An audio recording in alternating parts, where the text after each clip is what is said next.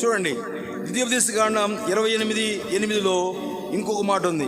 నీ కొట్లలోనూ నీవు చేయ ప్రయత్నములన్నిటిలోనూ నీకు దీవెన కలిగినట్లుగా యెహోవా ఆజ్ఞాపించును. నీ దేవుడైన యెహోవా నీకు ఇచ్చున్న దేశములో ఆయన నిన్ను ఇక్కడ చూడండి, పనులన్నిటిలో దేవుడు ఆశీర్వాదం ఉన్నట్లుగా ఆజ్ఞాపిస్తాడని ఉంది. ఆమేన్, హల్లెలూయా. ఇక్కడ పదం వాడిందండి, నీ కొట్లలోను అన్నప్పుడు మీరు గుర్తుపెట్టుకోండి, మోడర్న్ లాంగ్వేజ్లో నీ బ్యాంకులోను. హల్లెలూయా.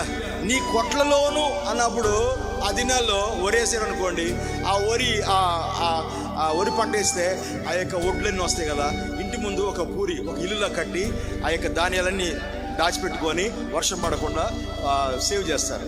ఓకేనా? ఆ దినాల్లో అది. ఇప్పుడు మనం ఎక్కడ దాచిపెట్టుకుంటాం మీ డబ్బులు? చెప్పండి, డబ్బులు ఎక్కడ దాచిపెట్టుకుంటాం? బ్యాంకుల్లో. ఒకవేళ ఇంట్లో ఎక్కడికైనా చుట్టాలు ఇంటికి వెళ్ళిపోతే ఏమవుతుంది చెప్పండి? ఏదో జరిగిపోతుందని బ్యాంకుల్లో పెట్టేసుకుంటున్నారు. ఆమేన్, చెప్పండి ఆమేన్.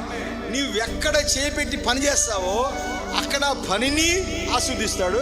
అంతేకాదు, నువ్వు తీసుకొచ్చి స్టోరేజ్లో ఎక్కడ పెడతావో, ఆమేన్, అది ఫోన్పేలో ఉన్నాయో, గూగుల్ పేలో ఉన్నాయో, బ్యాంకులో ఉన్నాయో, ఎన్ని బ్యాంకులు ఉన్నాయో, మొత్తానికి ఏం చేస్తాడు?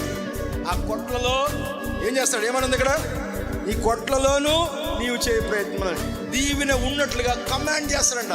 బ్లెస్సింగ్ ఉంటే ఏమైంది చెప్పండి? అక్కడ నిలవ ఉంటుంది, అయిపోదు అక్కడ.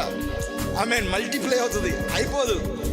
ఆమేన్. ఒక 10 సంవత్సరాలు 1 లక్ష రూపాయలు బ్యాంకులో వేసామనుకోండి, ఫిక్స్డ్ డిపాజిట్ చేసి, ఎంతో వస్తుంది కదా, పర్సెంటేజ్ అంత ఇస్తారు కదా. ఆమేన్, చెప్పండి హల్లెలూయా. అలాంటి ప్రాసెస్. ఆశీర్వాదం, నేను యెహోవా ఆశీర్వాదాన్ని నమ్ముతున్నాను. ఆమేన్. నేను చేపెట్టి చేసే ప్రతి పనిలో ఆశీర్వాదం.